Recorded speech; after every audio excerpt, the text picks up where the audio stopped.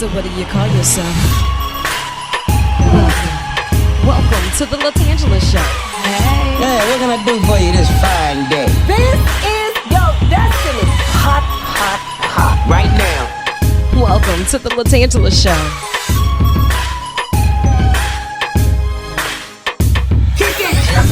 Come on in and enjoy yourself. Right now. We gon' party like no one else. Welcome to the LaTangela Show.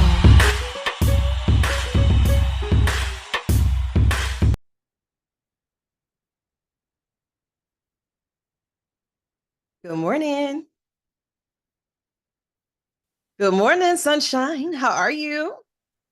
Good. Good. Look, thank you so much for taking time out of your schedule. I know that you have been busy. Life is but a blur, and you are bringing all of the lights, camera, action. How are you? I'm great. I mean, like you said, it's been a bit wild. I just got back to New York from LA. I was running around there for the Emmys, which was a lot of fun. Yeah, listen, And I was following you on social and living vicariously through. So thank you for taking me on yeah, that field trip with you. no, of course, it's my pleasure. You are It's absolutely no fun. stranger to the world of entertainment. You've been putting in a lot of work and you have worked on some of our favorite pieces, and you're still bringing more of our future favorite pieces. Tell me a little bit about how you knew you wanted to be in this world of entertainment, not as a professional from the jump, but just as a calling, because this is clearly a calling that's on your life that you just embody every single performance. It's funny. It's not something I knew until kind of later, and I guess I always really liked to sing when I was younger, and I didn't use that as a avenue for performing so much until I was in high school when a buddy of mine asked if I could sing with his band for a school show. And I sang for the first time in front of an audience when I was like 16, and I really liked it. I really, really enjoyed it. I thought it was so much fun. And then the year after that, I decided to do the musical. And then the year after that, I did the musical again. And I had pretty bad grades, so the only school that gave me a scholarship was a musical theater program.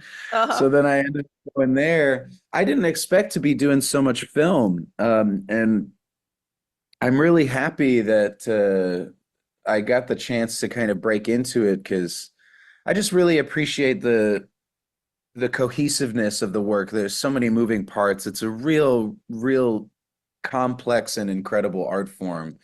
Right. Um, I don't know. It's a hard question to answer. I don't know exactly when I realized that that was like my calling or anything.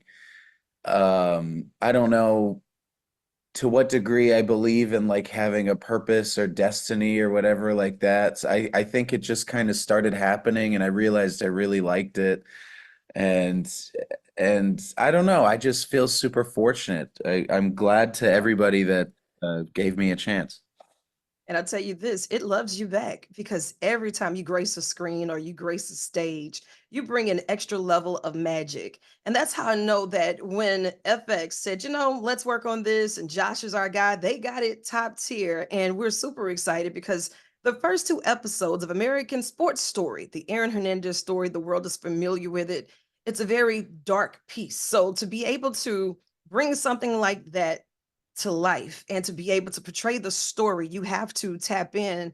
How was it working on this project for you? Yeah, it was pretty intense at times. Something nice about the first couple episodes is it's not we think about this story as like after the dust settles, right? It's just like easy to internalize it as there's this person, he was on top of the world, he murdered, he was a psycho, whatever. But it's easy to forget that at one point there was hope and there was real optimism, and everybody in his community and a lot of people in the nation were really excited for this guy. And it's interesting to establish that hope and that optimism and and have that as an anchor that juxtaposes what ends up happening. So there was intense moments, but there was also a lot of fun moments that we could have, and it was pretty interesting as just a challenge to take on. I've never portrayed a real person. Wow. Um, I've never had to depart from my own disposition so much, if that makes any sense. It does. So it was a really cool thing to try to do. It was a real colossal undertaking, I think, for everybody involved, which I don't know. I love challenging myself, and so it was fun. Absolutely.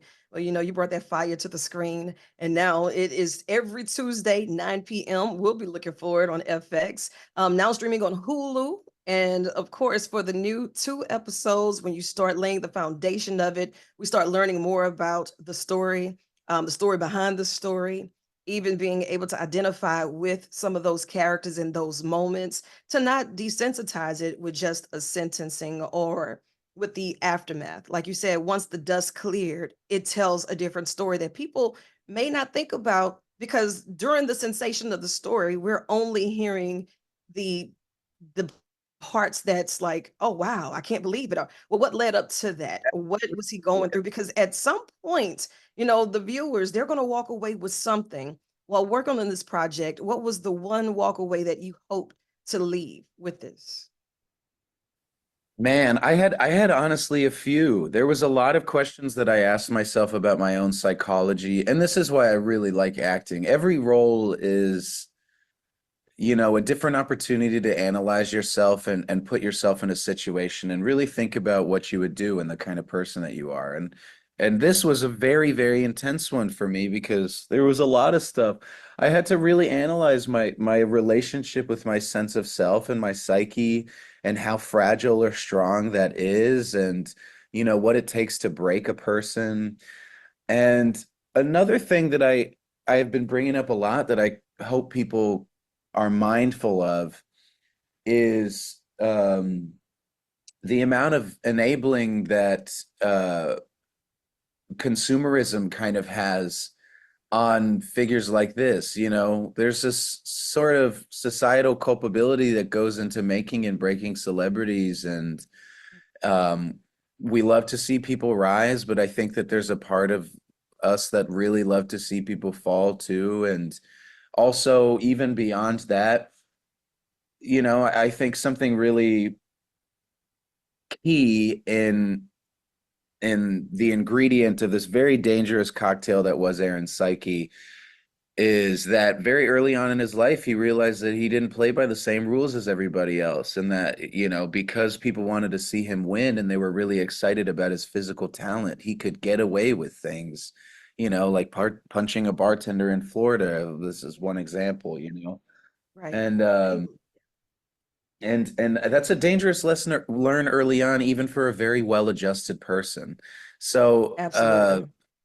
yeah, this kind of thing is it wouldn't I think stories like this, they might not happen on such a grand scale if it weren't for the amount of people trying to hide the truth, or the amount of people overlooking it because they like to see their team win, and because of our social contribution to the world of sports and athletics.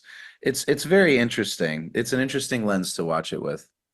Absolutely. And I thank you for your time with this and your contribution to this, and even your level of professionalism to be able to tap in and to leave something with this. I want you to think of this as an extension of your office. So whenever you have things going on, feel free to jump in the hot seat and on the tan line, or just make you a quick field trip to New Orleans. And I got you on some beignets, some snowballs, and all the good stuff. Okay. I love New Orleans. Yeah, I might take you up on that. That Please sounds fun. do. But I know you thank you have for more having work to do. So I'm going to let you chase the sun or let the sun chase you. But either way, get after it. I love you, and there's absolutely nothing you can do about it. me. You've been so, so wonderful. Thank you so much for having me. Anytime. I'll see you soon. Bye bye. See ya.